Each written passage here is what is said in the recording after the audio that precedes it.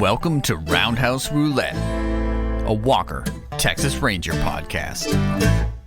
Each week, we recap and review one of the 200 existing Walker, Texas Ranger episodes randomly selected by Roundhouse Roulette. I'm Evan Dalton, here with my brother Adam and our fellow Texas club hopper, Mr. Bob Leahy. What's new, guys? Oh, just checking out the scene, man. Same as it ever was. If only. Yeah. We'd like to thank you all for joining us as we revisit Chuck Norris's 1990s made-for-TV action movies. Today, we'll be recapping and reviewing Season 3, Episode 3, Silk Dreams, where Walker and Trivette race the clock to stop the distribution of a dangerous new drug. But before we unbutton our collars and grab our Oakleys, join us as we pull up a stool at CD's Bar and Grill. Well, fancy meeting you guys here. What's going on? I feel like CD has turned this place into like a 90s like metrosexual club. It's a lot of loose silk shirts. Yeah, I mean, even CD, he's letting a few buttons out. Just cutting loose, guys. Just cutting loose. He's even changed up the beer on tap this week. Yeah, this week it looks like a pretty interesting one. This week he's chosen to serve us up a fruity sour Party Jam Blueberry from Hermit Thrush Brewing Company in Brattleboro, Vermont. According to the Bar and Grill fall draft menu, this kettle-soured wild ale is fruited with blueberries and uses local hops. It's soured with native lactobacilli yeast. You guys ready to drink something sour? Yeah. Bring it on. All right. I mean, I like how they had to specify what yeast they used. I didn't see that this is from Brattleboro. That's like right over the river from where I grew up. Well, you know that the hermit thrush is the Vermont state bird. I did not know that. Shame on you. Come on, I don't man. care about Vermont. I don't care about Vermont. What's the New Hampshire state bird? It's purple finch. There you go. It's a big finch year this year, so lots of purple finches around. A lot of hunters out. All right, let's get into this yeast feast. There's got to be a better way to say it. That's like drinking a Sour Patch Kid. Holy moly, man. So What do you think? Is this a yeast infection or yeast perfection? I'm going to have to go back for a second sip here because I still don't know what to think about this one. I think Hermit Thrush, that's like their main thing is sour beers. You know, some sours are chill, a little bit of chill. There's no chill in this. This is just all on the table. Kind of like Walker. When he's fighting, he leaves it all on the table, you know. He's not going to pull any punches. Well, this is a party jam, so, you know, there are lots of party jams. Our favorite party jam of the podcast, at least at this point, is Saturday Night Ballin'. Most definitely. I will say, if you're a sour fan and you like it on the crazy side, then this is the beer for you. Yeah, that thing makes you pucker up. It definitely is. We might have trouble speaking, or we might be better orators this episode. You'll have to let us know on that. It's waking up our palates. Lactobacilli. All right. There we go. That's what they used to call me in high school. Jeez. What do we got going on this week? Well, if we want to head to the socials here, we got a line from friend of the show, Sky Mazurowski, and he said, I had to pass along the header photo from this article. Thought you'd enjoy. Oh, wow. And this is it's an article, Russia's airbrushed car scene is out of control. I'll say, if it's got to this point, I mean... So apparently this is like a thing where we kind of have bumper stickers in the United States, but in Russia, there's a fad of airbrushing images on your vehicle, and the header image is a ram, of course, right, with Chuck Norris as Walker leaning on the back of his ram. Unbelievable. These are amazing. That's a ramception right there. Yeah, it's kind of like someone took the concept of like the airbrushed unicorn on the side of like an 80s van, and they've modernized it to the nth degree. Kind of. Pretty incredible. There's a ridiculous Joker one. Oh my gosh. These are amazing. They're fantastic. The ram on ram, Walker like literally airbrushed on a ram, is amazing. It is kind of perfect. Is he leaning on a saddle that's on the side of his pickup truck? Yes, it's like he placed the saddle on his on the bed of his truck. Let's just say they've removed some years from Chuck Norris. Yeah. I don't think He he kind of ever looks looked like that. he kind of looks like Chuck Norris mixed with a young Putin. Ah, yes. And he has his ornamental pistol displayed. Suffice it to say, he's the pinnacle of virility. Wow. Well, thank you, Sky, for sharing this. This is unbelievable. We'll definitely be sharing this up on the social media for you guys to check out and on this week's episode page. So we're going to move on to a little bit of reboot news. So as many of you listeners would know, the CW network is rebooting Walker with Jared Padalecki playing Walker. And it's going to be based out of Austin, Texas, instead of Dallas, Texas. And this news article kind of details how they got some incentives to film there. $141,000. That doesn't seem like very much. It seems like a lot, but not for a TV show. Right. Exactly. I was like, what? $141,000 was the incentive deal for them to... yeah, that doesn't seem like much, right? Yeah, I mean, I would think that they spent all of their money on getting Jared Padalecki, is my guess.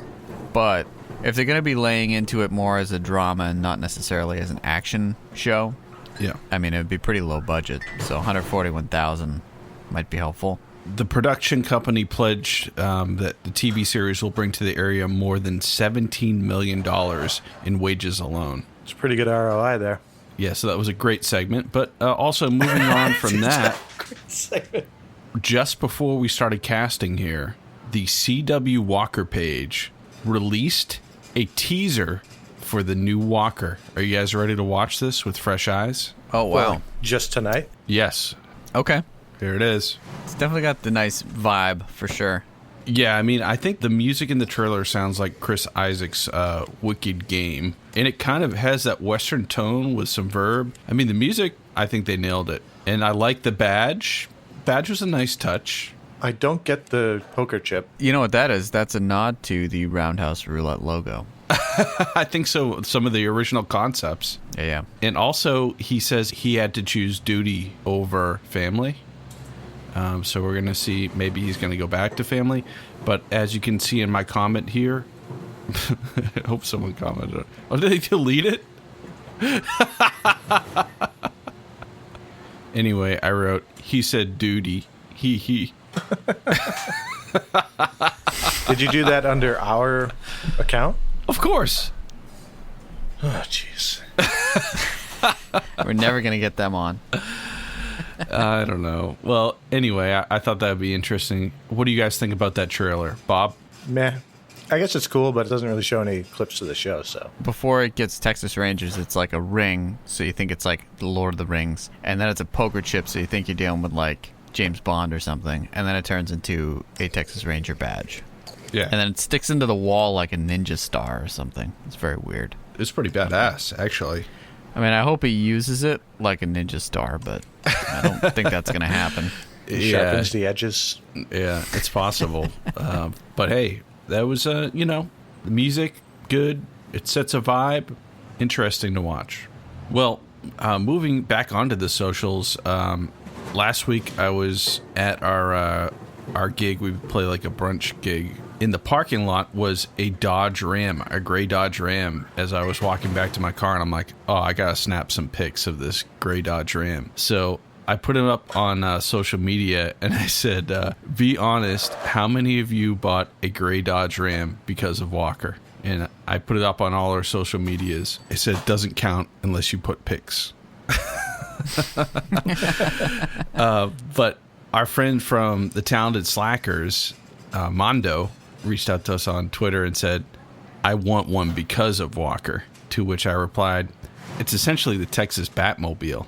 And I don't know if you guys heard about this, but my car just got totaled this month. So I said, my car just got totaled, and I'd be a liar if I said I didn't start Googling gray 1998 Rams. So You probably want to go earlier. I mean, I was like, he had it in the episode tonight, and that came out in 94. Yeah. But, they did look pretty much the same. Yeah, I think so. Yeah. But it's still probably not in the cards for me, unfortunately. But It's got the deluxe package. And, I have and yeah. The deluxe package includes like the lights up above and bulletproof glass. Well, I've got a link here to cars.com for some Dodge Rams. I'm already in there. Are okay. None of them have the brush guard on the front, like the cow catcher. You know? Oh yeah, that's a custom job. You guys got to help me find my next set of wheels here. I mean, there's a 1998 Dodge Ram, $3,500. I mean, you have to factor in the cost it's going to take to ship it to Russia to get airbrushed and then ship it back.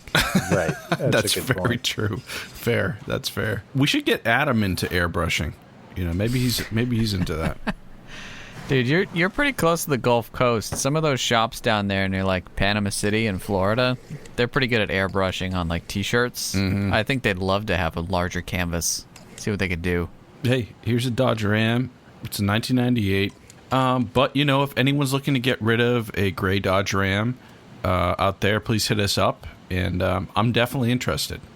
No joke. I'll keep an eye out up here so you can get the ones that have all the salt damage.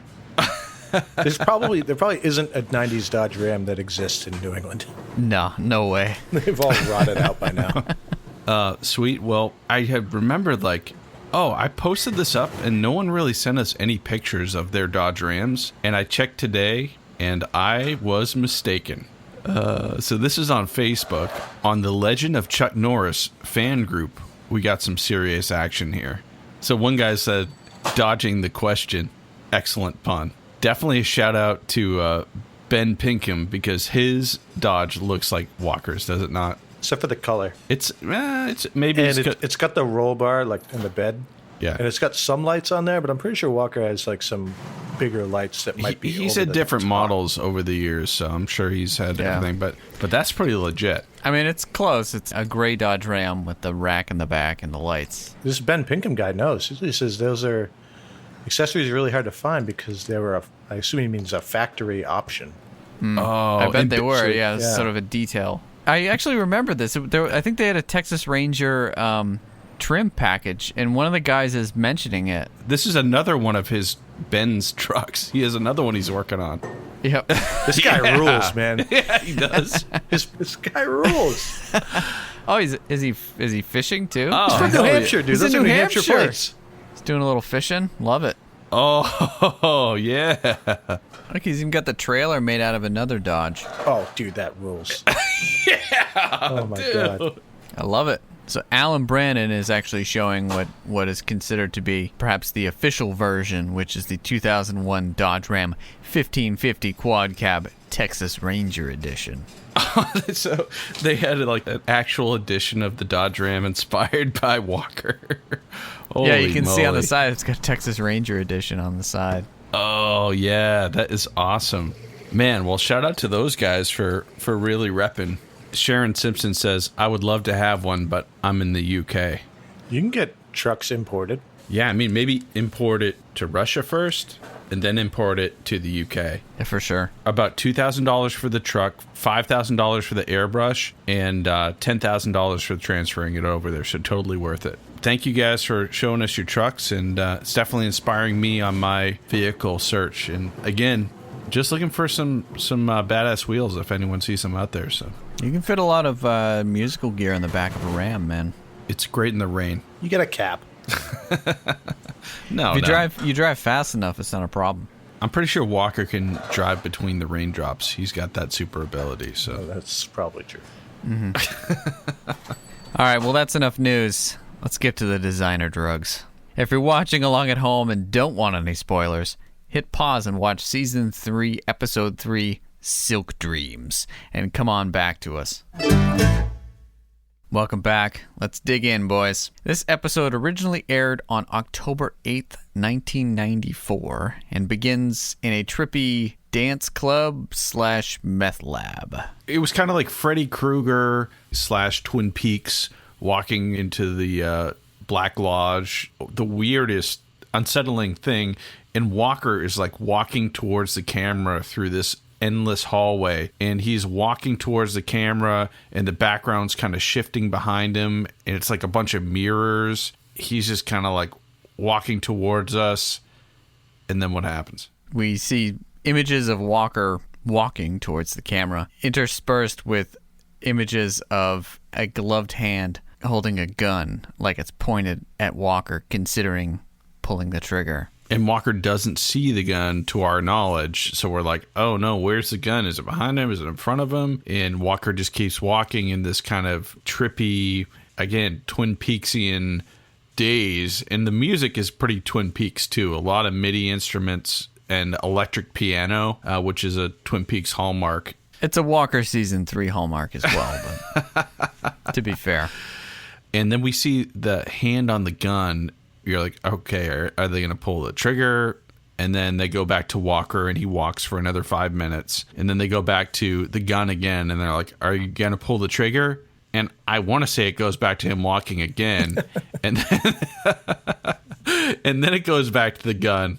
Whoever is holding the gun pulls the trigger, and Walker pantomimes like being hit by a bullet. Yeah, multiple times. And then slow motion falling to the ground.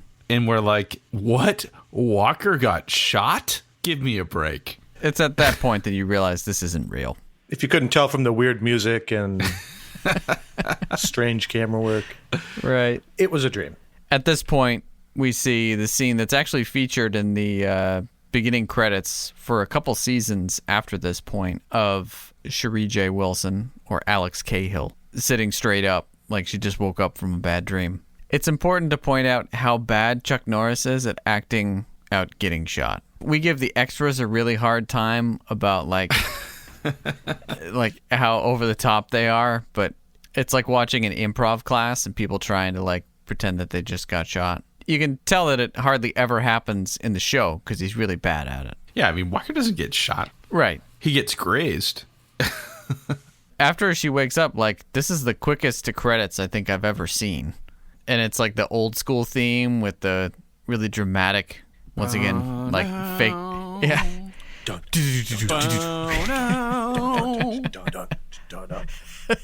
The theme song is terrible. Of the 3 theme songs, it's the worst one. It sounds almost 70s. It's not tribal, but it's trying to be tribal. It's not really country at all. There's no twang.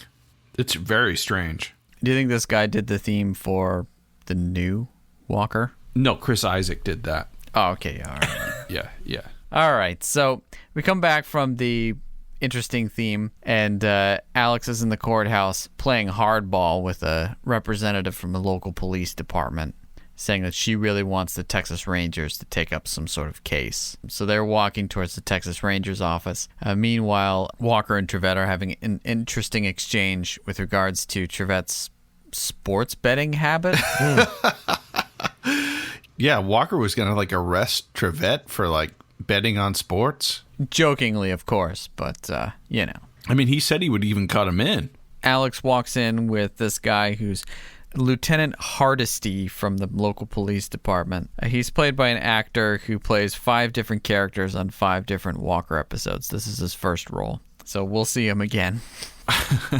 But come to find out, there's this new drug on the scene, and it's a designer drug. They throw that term around a lot. For our terminology, it's a super drug. I was like, what is a designer drug anyways? So throwing caution to the wind, as most people do when they head to their local search engine, I did a quick search on designer drugs, and the United States Drug Enforcement Administration, which I'm sure is now following me, has a whole page about what designer drugs are. Oh, hold up. Bath salts is a designer drug? Apparently so. So there are bath salts. There's some other types of powders. There's synthetic marijuana. These are all considered designer drugs, which are basically just kind of off-brand drugs that are already being abused. Okay, yeah. So is like huffing glue, is that a designer drug? I don't know. Is it a slightly different glue? Oh, well, yeah. I mean, it's the cheap brand. Ocean State glue. Yeah, if we go for the cheaper glue, then sure. Anywho, apparently designer drugs is a term used by the DEA. It doesn't really have the same glorious connotations that the show tries to attribute to the term, which is basically like a designer drug is something that's really hot and only available to like rich people.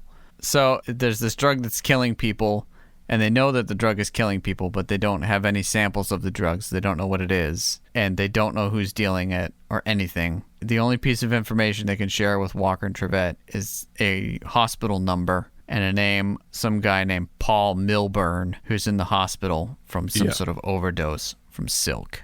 So this whole episode plays out very much like a complicated action movie. Or like all the worst parts of a Law and Order episode. Yeah, I was thinking that too. Yeah. Like, this is Law and Order with no story. Exactly. Yeah, exactly. It's perfect. It was. Yeah, this episode's really convoluted. So I'm sorry for our listeners. It might be difficult to follow along the plot. We're going to do our best to summarize the plot and not make this a 3-hour-long episode. Yeah, so they go to the hospital to see this Paul Milburn, who is apparently the first victim that they have who's alive from silk. So Trivette and Walker, they go into the same old hospital, wing of the hospital that they usually do. The Purple Hospital, yeah. They go in, and his mother just happens to be sitting in the corner of the room. I know we were poking fun at Tommy from the last episode for overacting. I think she takes the cake for the biggest overacting we've seen in a while. and in my opinion, I think she, in a way, she underacted. Because what does she say? He's like tall. He's very tall. Yeah. Like, what the hell is that about? And then I think she repeats it. She goes, he's very tall. Yeah, she does. Yep. Yeah. Yeah. They're like, well, do you have any idea where he got these drugs? And she's like, well, he got home from a party at Linda Lee Robbins' place, which this is up there with ad-lib names. Yeah. We get the hot tip that Paul got exposed to silk. And at this point, he starts flatlining. Walker and Trivette are there, and the nurse rushes in, and the mother's there. She was devastated before this guy flatlined, right? She's gonna start bawling or something, right? They pan back and forth between his life monitor flatlining and her face, kind of like she was just looking at a painting or something. You know, she wasn't even like responding at all. Yeah, the only thing more flatline than Paul himself is maybe Walker's glare. She didn't even say a single word or cry the whole time. And then once the dude flatlines and dies, they just show Walker and Trivette walk out. Now, this is how you know that this isn't season 7, because if this were season 7, he'd come back to life. And he would have his own side story, and it would take up half the episode and go nowhere. Totally agree with that, too. So glad that didn't happen. Instead, they're hot on the chase. There's a lot of sleuthing in this episode. There are many shakedowns in this episode. Mm-hmm. In this case, they're trying to find Linda Lee Robbins, and they go to her mother's house, which is the picture of affluence. They even had a maid in a black maid's outfit escort them to a tennis court where Walker and Trivette saw Linda's mother playing a fierce game of tennis. They ask her, hey, do you know where your daughter is? And she's like, oh, she was hanging out with her boyfriend, and I have no idea where she is, and beat it, essentially. So they're about to leave, and then Walker and Trivette are like, hey, we think she might be using drugs. Do you know anything about that? The mother's like, oh, we would never talk about anything like that. And Trivette's like, what a horrible mother. Right. Telling it like it is. And Walker kind of like is like, yeah, this is insane. Let's get out of here. But he didn't say that. He kind of acted that out. And since they kind of hit a brick wall there, they decide to check out the local club scene, see if they can learn anything about silk and maybe find Linda Lee Robbins there. So they hit up a club. I'll let you guys describe the club, but I will say that I'm pretty disappointed we never saw the outside of the club, so we never learned the actual name of the club, because the name would be pretty sick. The clientele really is what struck me. And the dancing, the moves. So good. That we're being busted. Yeah, were there some rolls? Hand rolls? I think there were some rolls. Yeah. What about the tunes? The tunes are like house music, but it was like a blues. Did you guys notice that? It seemed really, really odd to me. There's definitely some digital saxophone going on. Digital sax, but like the blues progression, which doesn't really work in that atmosphere, but hey. And they had two dancers in the back, right? It was kind of like a neutered stripper pole kind of vibe in the background.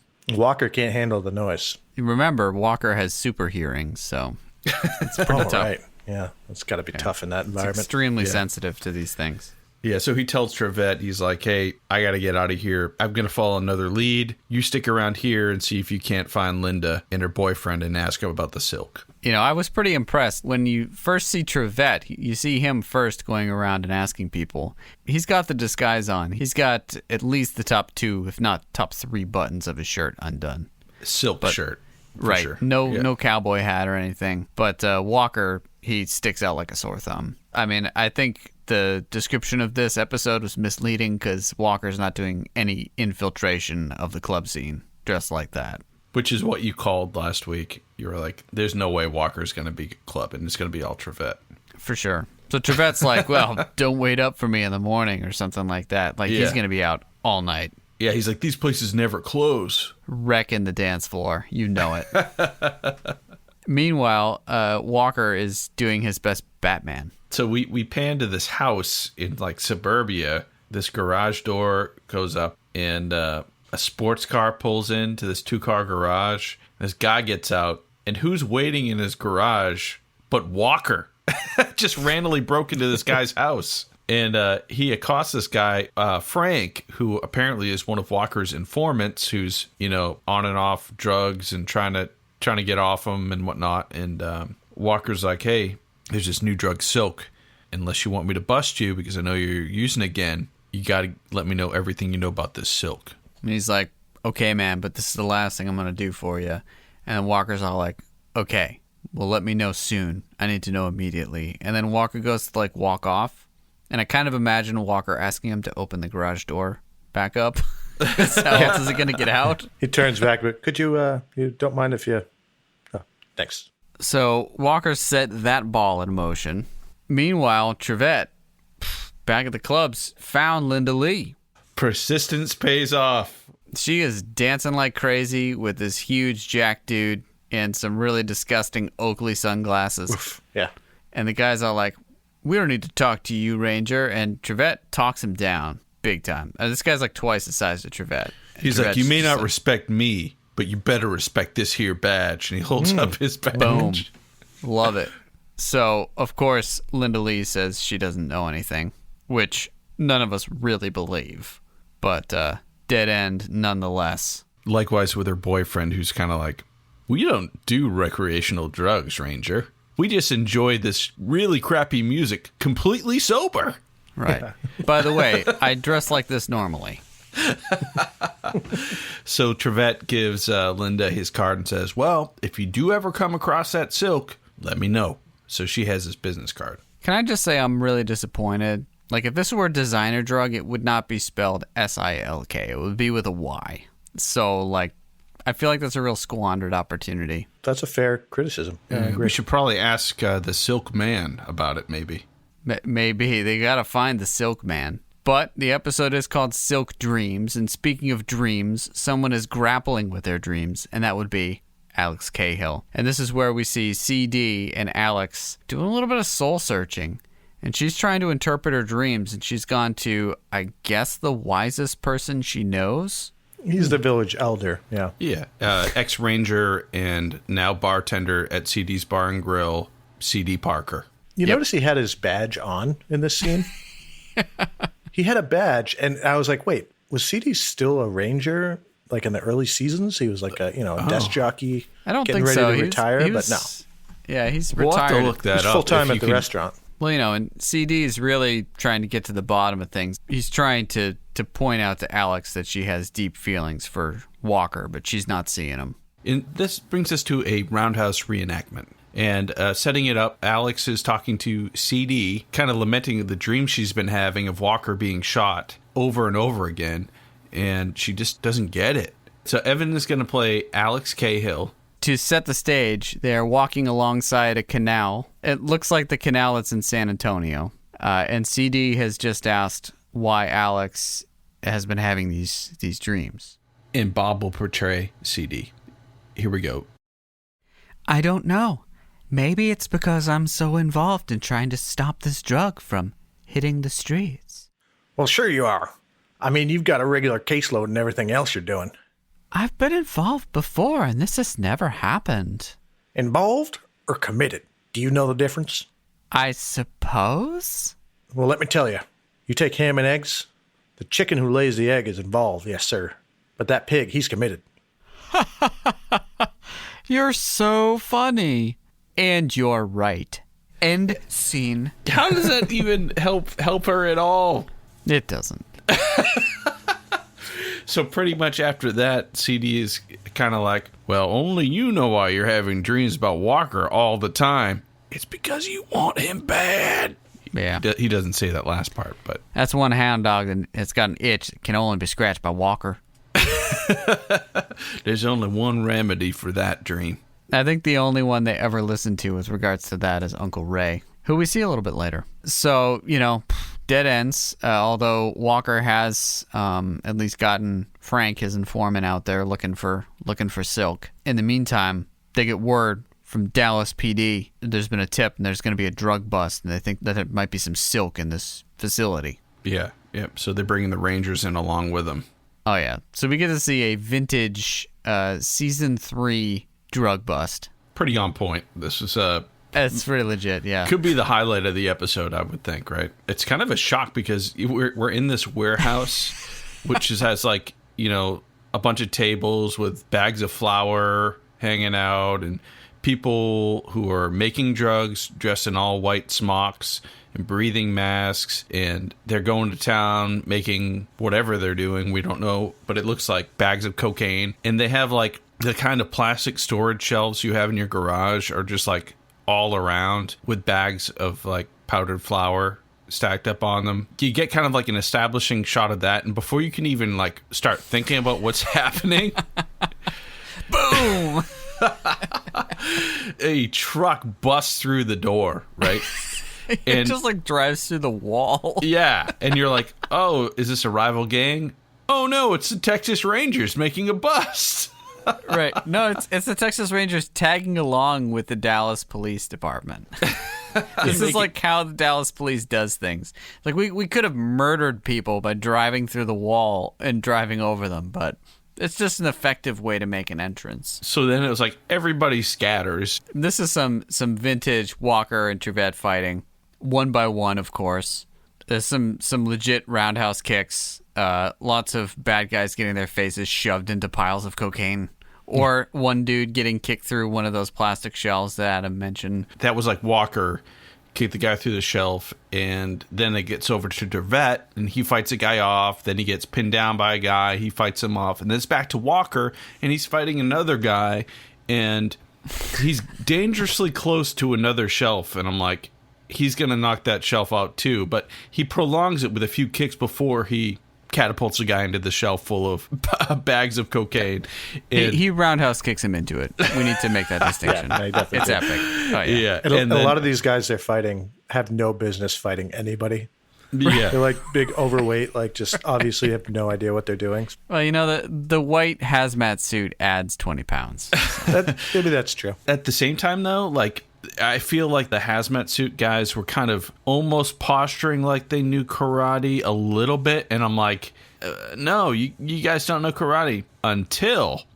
Yeah, one of the guys fancies himself to be a real Bruce Lee, including the howling sound effects. And he happens to be of Asian descent, so we know he knows karate. And if we didn't know that, he started, making those sounds. And posturing his hands like a ninja. It's important to note at this point that the Dallas Police Department has been spending all its time rounding up most of the people in the warehouse at gunpoint, and those people are all conscious and getting loaded into police vehicles or whatever. Meanwhile, Walker and Trivette are just knocking out people into piles of cocaine, and the Dallas PD is just like, oh yeah, sure. They do this all the time. Just let them finish. Right. Sure, Miss Cahill. I'm so glad we brought these guys along. They're destroying all the evidence. So I guess we shouldn't think much about the fact that while this guy's going whoa and facing off against Walker, there are several Dallas police guys just standing there with guns thinking, okay, yeah, we're just going to let this one play out. So the guy's going, whoa, and he postures his fingers, and he puts his fingers out towards Walker and beckons him with his two fingers to come to Walker. And Walker just grabs his fingers. And that's the end of that. He grabs his fingers, and then there's an awesome shot of him just throwing his fist in his face. And then he was out. So it was pretty quick and easy. Needless to say, they found a lot of drugs. You know, they said probably millions of dollars worth of drugs. But even though no one knows what silk is or what it looks like, they didn't find any. They sampled all the stuff that was there to make sure. They're like, pretty sure this is just coke. Wait, sorry, we just drove through the wall of the Domino powdered sugar factory. And it was funny because the actual police officer was like, Walker, we just made a huge bust. This is millions of dollars worth of drugs off the street. And Walker's like, I don't care. There's no silk hair. Anyways, yeah, so that drug bust, definitely a highlight. Pretty ridiculous. Meanwhile, Alex is just arriving in work, and her car gets boxed into her parking space by a long mid-90s Cadillac limousine. Mm-hmm. And a large, beefy man gets out. He's like, do you know who we are? And she's like, yeah, you represent Mr. Danzig. Mother. Thank you. Yeah.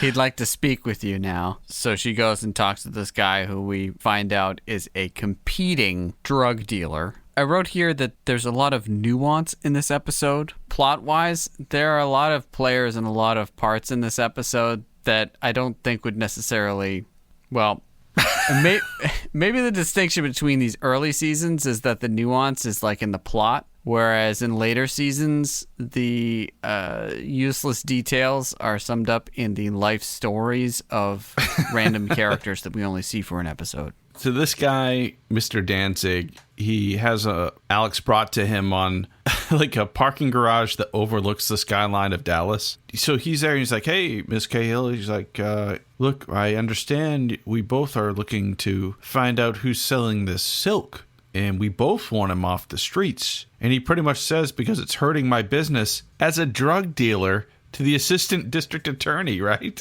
Yes. Again, not too swift. And essentially he says, hey, I've already got my guys out there looking for whoever's stealing the silk. I'm not going to kill him. We're going to just turn him over to the authorities to get him off the streets so that they can stop cutting in on my business.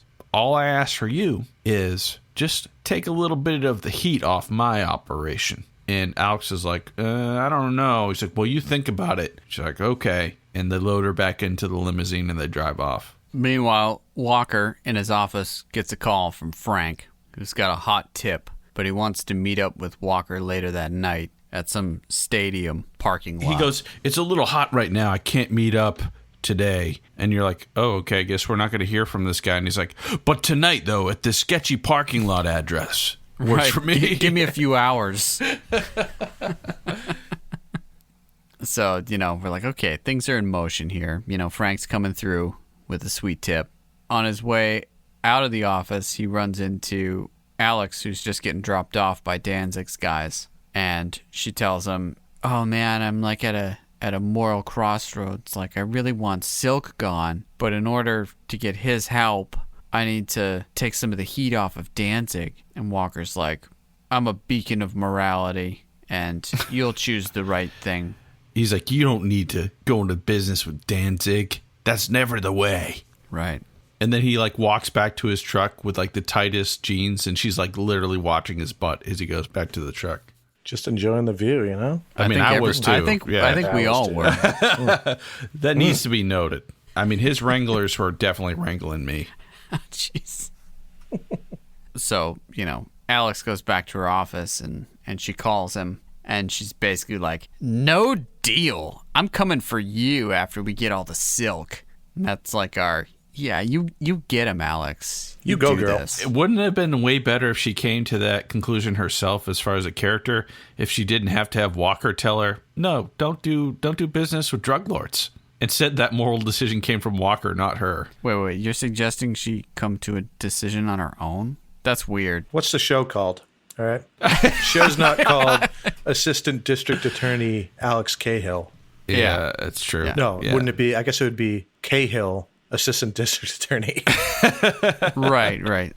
So, yeah, I guess Alex gets her boost of morality from Walker and says no deal. And Walker and Trivette go to the meetup at Hannigan Stadium parking lot. With Walker's informant, Frank, who phoned in the tip. And, they're getting out and walking over to this lone Porsche in an empty parking lot. And Trivette's all like, can you trust him? And Walker's like, as much as you can trust any other junkie. And just as he says that, a requisite one explosion an episode, season 3. Yeah, his muscle car just burst into flames. Boom. And it flipped up in the air, too. It was pretty awesome, right? Oh, yeah. They were big into, like, one big explosion back then. So they definitely blew that thing up. Meanwhile, Alex is having another nightmare, which is basically the same footage from before. A different take of Walker getting shot. It happens 3 times in this episode, and the episode's 45 minutes long. Okay, so this is only the second time. It feels like the 4th time, but it's the second time. Yeah, so it happens, and it's like, we've already seen this. Are they going to keep repeating this of Walker just walking down the hallway, the same image of a gun, and then him getting shot? Yes, they are. And for a second, I thought, like, when she woke up in bed again, I'm like, has the episode started over again? Yeah, a little Groundhog's Day thing. Exactly. I was like, oh, is this going to just, like, loop over again? Yeah. Episode buffering. Exactly. I was like, I think it restarted. So her reaction is to call Walker, but Walker doesn't pick up after 3 rings, so she assumes he's gone, which is true. He's getting blown up at this point in time. She gets a call about Walker and immediately rushes to the scene, pushes through the police line, and makes sure that Walker's okay. It's so touching.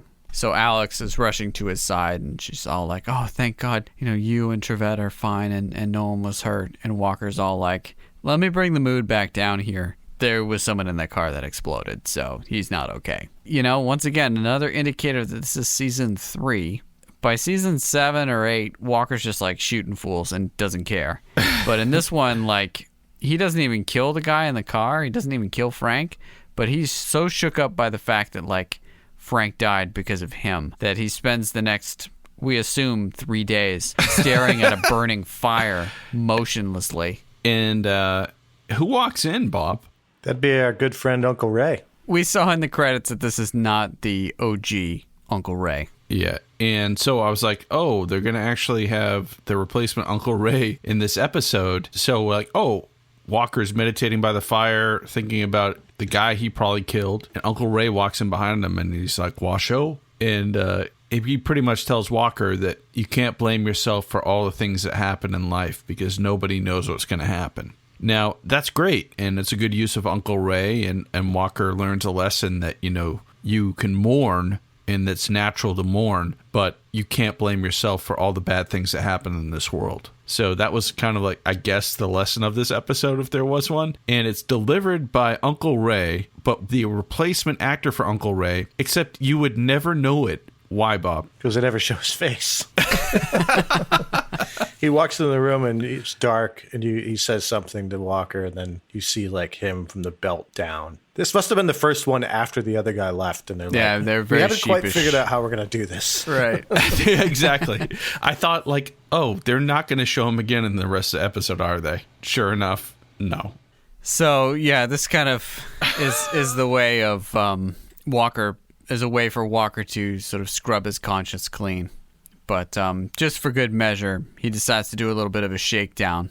He shakes down Danzig and his goons and says, do you know about Frank? And they're like, no idea. And he's like, well, that man died, and if it was because of you, I'm coming for you next. And it was kind of badass. He was just getting out of his limousine, and all this like tough guy goons were there. And Danzig, again, is the drug lord who rides around in the limousine with a posse. And Walker just pretty much accosted him as he's walking up like the steps to like the courthouse or something like that. And he literally strangles him. Yeah, he grabs him by the, I don't know if it's a necktie or a bolo tie or something. And then he grabs like this giant goon as well by the neck. And they're both just like, ugh.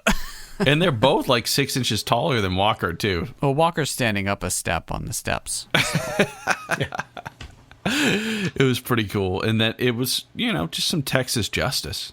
And Walker's like, hey, if I find out that you're in on this, I'm coming for you. #shakedown. Meanwhile, Trivette gets a call. Guess who's in the hospital? Oh, the Trustafarian girl who was not doing drugs earlier in the episode? Yeah, Linda Lee, Bobby Joe. Linda Lee Robbins? Totally real name. Looks like she's been taking a little ride on the silk train. She's been taking a ride on the Silk Road. Silk Road to the hospital. Yeah. And thank God her mother wasn't there, because Trivette gets a call. Hey, you're the only contact information in this girl's purse, because she had Trivette's card. And so they called him, naturally. He went to her and said, oh, hey, Silk. And she's like, yeah, you were right. She got in a fight with her boyfriend. Billy, yeah. The guy with the Oakleys. They got in a fight. In order to punish him, she decided to have some of his silk. But not a ton that she'd OD, because she was a little bit frightened by what Trivette had said about how dangerous it was. So she didn't take a lot. Just a little. Just a little bit. And she kept enough for evidence and left it in her purse, just in case she might hit the hospital and have to hang out with Trivette later. It's amazing how it all worked out. Let's also point out that that purse, which had Trivette's card in it, also had a bag of silk in it as well. So the hospital workers, when digging through looking for this card, they probably also saw the large bag of white substance. But they're like, that's none of our business. Right. Let's not call the police over this. Let's just call this police officer here and tell him that she's here. Well, naturally. And Trivette's like, oh, I can see that you understand you messed up. Do you want me to call your mom? And she's like, no. Were we supposed to care that they had a bad relationship? It was like a really stupid storyline. But thank God we never have to see her again after this scene, though. Next thing they know, well, Billy, he was the source for her. So they got to figure out how Billy got some of this silk. So Trivette and Walker go back to the club. And do they ever? They find Billy, and he's in his ridiculous choker necklace. It's literally a chain dog collar with a bone. And he's got some ridiculous mirrored Folkleys of some sort. He's busy picking up the chicks at the bar. He's not losing any ground after losing Linda Lee. So Walker and Trivette, they do a little shakedown here too. And I thought, in like season 7 or something, this would turn into a full-on bar fight. But no, he's a coward and is talked down after Walker utters, maybe this is the first time we've heard this phrase on our podcast, but this is a classic. Do you want to do it the easy way or the hard way? We're working on this for our blog. I don't know if we put it up yet, but this is on our Walker glossary, the easy way or the hard way. And I mistakenly said they always choose the hard way. Billy did not choose the hard way. I was blown away. I think his brain cells were just blown away from silk. Maybe. Why do you cast someone that big if you're not going to have them get in a fight? Like that defies Walker logic. Well, this is clearly an early season episode. It was a red herring. It was great writing. Yes. Yeah, so doesn't Walker take his glasses off? What happens here? Oh, yeah. They got him pin up against the wall, and he's like, look, man, I don't know anything. Walker pushes him up against the wall, takes off his sunglasses, and says, look, tough guy, do you want to do this the easy way or the hard way? And Billy rolls his eyes and then rolls on his dealer. His name is Oates, Randy Oates. Again, another made-up name, which they probably were like, okay, it's canon now. And Trivette was like, oh, he used to work for Frank. That's when Walker puts it together and he's like, oh, well, then that means that Frank was killed because he was going to snitch on Randy. So it's not really my fault that Frank was blown up. So it's like his conscience was clean. Meanwhile, we get our third and final, fortunately, dream sequence. Same shots of Walker walking down the hall. Really loud boots, too. Yeah, echoey. Sure. And we know it's a dream. We see the same gun, except this time we see who shoots Walker, and it's Trivette. What? Trivette? So Alex wakes up again and is like, oh no, now Jimmy's in my dreams, shooting Walker. It's getting real. Some serious trust issues here. The next morning, back in the office, Alex sees Walker again, and he's like, man, you need to get some sleep, Alex. Which is man code for saying you look like crap, I guess. Yeah. Never say that to somebody. She warns him to be careful and tells him to particularly be careful around Trivette, but doesn't really give any explanations. And she's like, can I help you out in any way? And he's like, yeah, we're pretty sure that silk has to be created in a controlled environment, temperature-wise. So look into whether there's been any cold storage units purchased by someone named Randy Oates. She's like, sure, I'm the assistant district attorney, but I can do that, sure. Yeah. Let me just go do a search of all the cold storage places in the Dallas area. Right. This is 1994, too. So, yeah, let me go down to the Registry of Deeds and ask 30 people. Sure. And it's like Walker all of a sudden knows the chemical makeup of this silk and knows that it has to be made in these... Dude, Trivette got a sample, and they had scientists look at it. We should get that same scientist on COVID-19. I think they do a pretty good job. So, somehow Trivette gets Randy's address. He gets a whole dossier on Randy Oates and reads it to Walker while they're on their way to Randy's house. And Trivette's like, hey, Randy used to work for Frank when he got back from Hawaii. We're pretty sure that this Randy Oates is really connected with this whole thing. So they walk up to Randy's house. Probably my second favorite scene happens here. Yeah. Only in Texas, right? What happens here? So there's like a little old lady just sitting, the neighbor on her front porch, reading the paper or something. And she doesn't need a paper to be sitting there. She's just sitting there. Just sitting and watch the cars go by. Walker and Trivette are having a conversation with this little old lady just chilling on her front porch in the middle of the day. You're looking for Randy? Well, his sister's down at the funeral home. He drowned in the lake last week. He done died. He gone. He gone. I think the greatest part is that they take her word completely. Yeah, they don't even investigate it. Yeah, no point knocking on the door or anything. We're out of here. Like, there's another dead end. Because, take her word for it. Because why would an old lady on a porch ever lie about anything? Yeah. So they're leaving town, and they're followed by a suspicious BMW. And at first I'm like, oh, did the old lady, is she send like her kill squad out on Walker and Trivette? I thought that's actually interesting. Unfortunately, that didn't pan out. But no. And Walker notices that this thing is following him, so he slows down so that Trivette can get the plates, but the BMW turns away. So we don't actually get the answer there. And just as they pull up to the courthouse, a sniper tries taking them out. Yeah, and Walker would have been sniped, but he actually dropped a folder of papers. He was a little butterfingers here, and it saved his life. But I actually don't believe that happened, because Walker never drops anything, and that would have meant he would have been shot if he didn't make a mistake. So I think he saw a reflection or something, or just had like a Cherokee intuition. Yeah, it's like a spider sense. Yeah, I'm going to believe that instead. So, yeah, apparently a sniper takes a few shots at the two of them and then disappears. And they return fire, but they're unable to pin down where the sniper was. It's pretty weird. Just kind of happens and then it's over. No one says anything about it. They just go back to work. It's like nothing happened. Yeah, I don't want to fill out the paperwork. Let's not talk about it. Like, the window got shot out in this car, but it's someone fine. sniping No people in Dallas. Whatever. Yeah, no biggie. But at this point, they have to fit so much plot into like 5 minutes of episode. So they're immediately back in the office, and Alex is like, oh, I found these properties associated with Randy Oates, including this old ice house. And they immediately grab that folder and rush out the door. They pull up to this ice house, which is just like an abandoned warehouse like any other one. And there's that BMW there.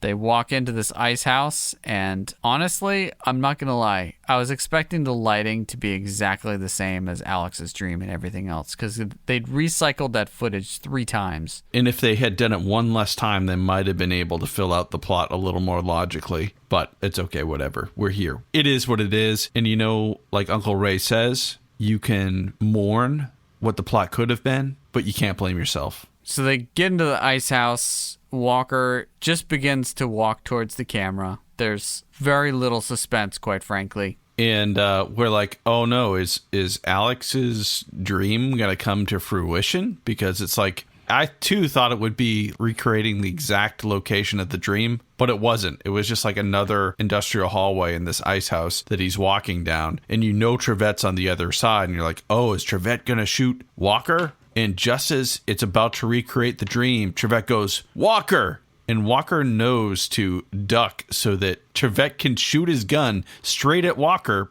and hit the guy behind him, who turns out to be Frank.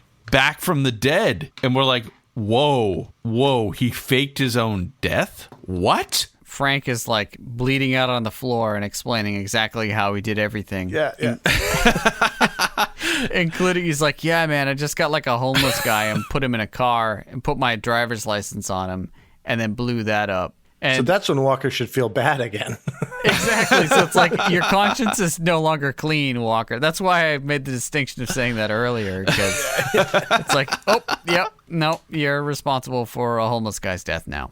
Also, weren't the 90s crazy? Like nowadays, they would do like a rapid test of someone's blood type to see if it was the same, and then do a DNA test to see if like that was the same person. But instead, they're like, oh no, he's got the driver's license, so it was clearly him. Which somehow that plastic driver's license survived the fire. Right, exactly. Makes sense. Yeah.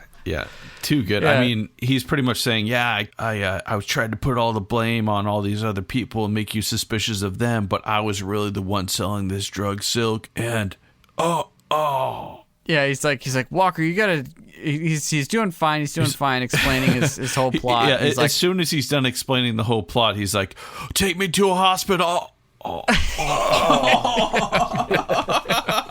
And then Walker, unfazed, just Completely. dead eyes, just watches him die with no emotion.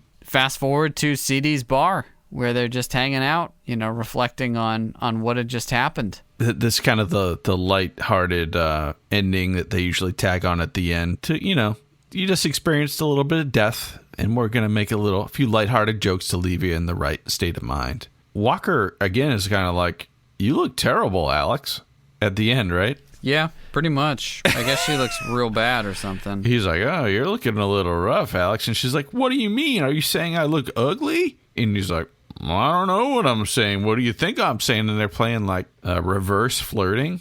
Freeze frame. Well, that sums up this episode. We'd like to give a shout out to our friend and collaborator, Adam Lauritsen, who's been drawing the amazing Walkerstrations on our social media. Be sure to check out his other art on Instagram at @ImaginationRunAmok. When we come back, it'll be time for us each to rate Silk Dreams on a scale of 0 to 10 boots to the face, resulting in our patented Roundhouse Roulette episode ranking, complete results of which are available on our website, roundhouseroulette.com. Don't go away. Welcome back. I'm going to give this one, I'm just going to cut straight to the chase, going to give this one a 5. I think there were some vintage vibes to it that were pretty good. Obviously, the drug bust was totally outlandish and ridiculous and a major player in why I gave this, honestly, such a high score for the episode itself. But the rest of the detective work in the whole thing and the plot, it was crazy convoluted, and there was way too much detective work, not enough insanity or ridiculous car chases or anything else. So I'm just going sort of middle of the road. I think I'm being generous with a 5, but it's mostly because of the drug bust. I think you are. I'm giving this episode a 2. It needs some tough love. It was slow. Again, it was like all the procedural parts of a Law and Order without any of the meat of a Law and Order episode. There was that drug bust, but that was about it. And that was in the middle of the episode. There wasn't even really a showdown because Trivette just shot the guy. And they used most of that moment to describe what the plot of the whole episode was that they didn't lay the groundwork for earlier. Yeah, I think I need to redact my score. Very much so. We forgot to mention the fact that end scene, like where Trivette comes in and he pulls his gun on Walker and all of that happened 5 times faster than the flashback. Yeah, and they use the flashback like 3 times, so it eats up the whole episode, and you're like, do we have to watch this again? At least cut it in half if you're going to replay it. Bob, what do you got? I put 3 for this one for most of the same reasons. There's a lot of like bad fake drama that wasn't funny. Like if I want drama in Walker, it's got to be over the top and stupid. And this is just kind of like, it's kind of boring. The whole storyline doesn't really go anywhere. There's nothing to it, And yeah, the end scene, you expect there to be something significant, not just you walk in and shoot the guy. That's basically what happened. Really, that's it. And then, oh yeah, by the way, this is what happened. I'm going to wrap everything up. Oh, I'm dead. Because they decided to have a surprise villain, there wasn't really a villain for Walker to hedge against the whole episode, so there was really no stakes either. Yeah, I put the villain down in this episode as Designer Drug, because that's the real villain here. I would give this one a 3. Like, the whole episode is leading up to this final scene, and the final scene is a complete, total letdown. Yeah. So we're looking at giving this episode the same ranking as The Neighborhood, and I don't know if that's fair. I enjoyed The Neighborhood more than this episode, honestly. It's like season 3's version of The Neighborhood. Well, that gives this episode a measly 2.666 boots to the face.